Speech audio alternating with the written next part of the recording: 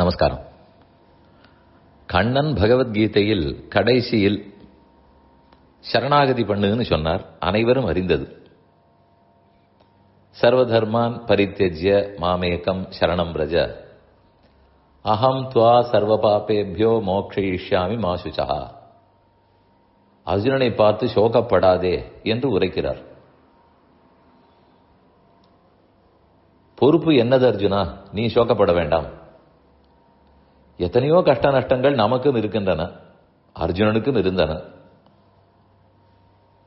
அதிலிருந்தெல்லாம் நான் உன்னை விடுவிக்கிறேன், அனாதி காலமா பாபம் இருந்தாலும் நான் போக்குகிறேன்னு சொல்லுகிறார்.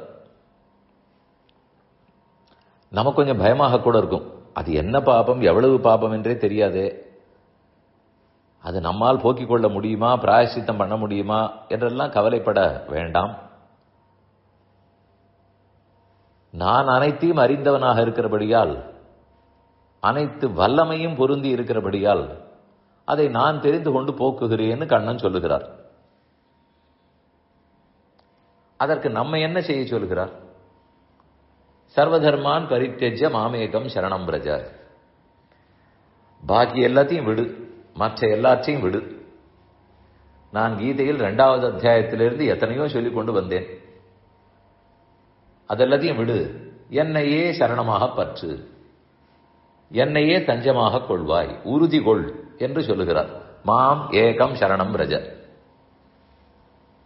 இந்த ஒரு வரியில் 2 விஷயங்கள் சொல்லப்பட்டன.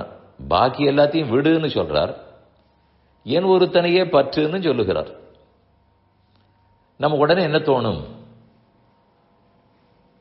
விடுகைதான் நமக்கு நல்லது செய்ய போகிறதா, அல்லது கண்ணனை பற்றுகை நமக்கு நல்லது செய்யுமா? நான் 2 காரியங்கள் செய்ய வேண்டும். மற்றத்தை விட வேண்டும், அவரை பற்ற வேண்டும். இதில் நான் செய்யும் எது எனக்கு நல்லது செய்யும்? இந்த சந்தேகம் யாருக்கும் வரும். பரீட்சை வருகிறது, பாக்கி எல்லா கேளிக்கைகளையும் நிறுத்த வேண்டும், நன்கு படிக்க வேண்டும். 2மே படிப்பவர் மாணவர் தானே செய்ய வேண்டும். இந்த 2த்துக்குள் எது முக்கியம்? பாக்கி எல்லாத்தையும் நிறுத்தினது முக்கியமா, நன்கு படிக்க வேண்டியது முக்கியமா என்றால், அது மற்றதை நிறுத்தினால் தானே படிக்கவே வரும். அதனால் நிறுத்துவது முக்கியம்னு ஒருத்தர் சொல்லலாம்.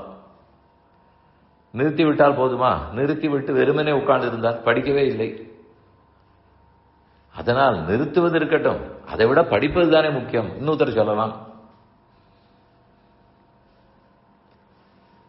இப்படி நாம் செய்வதற்குள் எது எது என்று பார்த்து கொண்டே இருப்போம், தேடிக்கொண்டே இருப்போம்.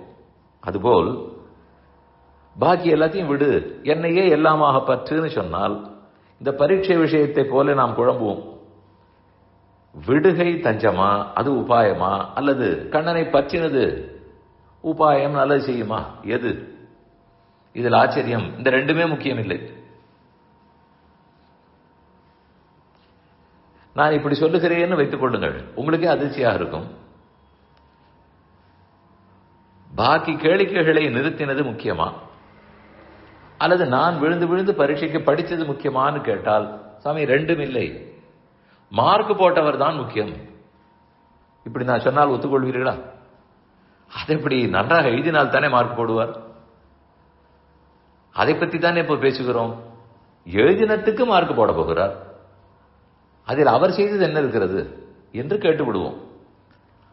அதே போலத்தான் இப்போ சொல்ல போகிறேன். பாக்கி எல்லாத்தையும் விட்டது முக்கியமா, கண்ணனை பற்றினது முக்கியமானால், விடுகையும் முக்கியமில்லை, பற்றினதும் முக்கியமில்லை. அதெல்லாம் நான் ஏதோ சிறுபிள்ளைத்தனமாக செய்தது. கண்ணனுடைய கருணை தான் முக்கியம், அவருடைய தயை தான் முக்கியம், அதுதான் உபாயம். அதுதானே நமக்கு கொடுக்க போகிறது. இது எப்படி இருக்கிறது? மார்க் போட்டவர் தானே முக்கியம் அப்படின்னு சொன்னா போலே தானே சொல்லுகிறேன். மார்க் போடுறதா முக்கியம்? என்னது தானே முக்கியம்னு தோணும். அது பரீட்சை விஷயத்தில் சரி, ஆனால் அது சரணாகதி விஷயத்தில் சரியில்லை. ஏனெனில் அங்கு நன்கு படித்து போறவனை பற்றி பேசுகிறோம். இங்க அப்படியெல்லாம் இல்லையே. அந்த தகுதியே இல்லாமல் தானே சரணாகதிக்கே வருகிறோம். அப்படி இருக்கும்போது இந்த இடத்தில் நான் விட்டதும் முக்கியத்துவம் பெறாது, நான் பற்றினதும் முக்கியத்துவம் பெறாது. நான் செய்ய வேண்டும். ஆனால் அதை செய்வதை காட்டிலும் அந்த எம்பெருமானுடைய கருணை, அவருடைய தயை, அவருடைய இரக்கம், அதனால் தான் எனக்கு எல்லா நன்மைகளும் நடக்க போகிறது. அதனால் இந்த பார்வையே நம்மிடத்திலிருந்து மாற்றி அவரிடத்தில் வைக்க வேண்டும்.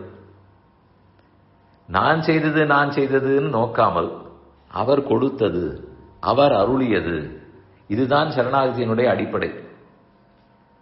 அப்ப நான் செய்யவே வேண்டாமா என்றால் கண்டிப்பா செய்ய வேண்டும். இது செய்ததற்காக அவர் கொடுத்ததை ஒப்பிடவே முடியாது. நான் கூட தான் ஒரு கல்யாணத்துக்கு போனேன், ஓதியிட்டேன், மொய் எழுதினேன், 1000 ரூபாய். கல்யாண செலவு 25 லட்சம், நான் ஓதியிட்டது 1000 ரூபாய். இந்த 1000 ரூபாயால கல்யாணம் நடந்ததுனால் நிச்சயமா இல்லை. ஆனா 1000 ரூபாய் நான் கொடுத்தது உண்மையா இல்லையா? உண்மைதான். அதை போலத்தான் இது சரணாகதி. நான் பண்ணினதுனாலே அவர் கொடுக்க போகிறார், அவருடைய இரக்கத்தாலே தயையாலே கொடுக்க போகிறார். சரி, அப்ப நான் பண்ண வேண்டாமானால் அது கண்டிப்பா வேணும். இப்படித்தான் இதை புரிந்து கொள்ள வேண்டும். அதனால விடுகையா பற்றுகையா இந்த விசாரத்தை விட்டு அவர்தான் விடுவிக்கிறார், அவர்தான் பற்றுவிக்கிறார். ஆகவே விடுகையை விட பற்றுகையை விட அவர்தான் முக்கியம்னு புரிந்து கொள்வோம்.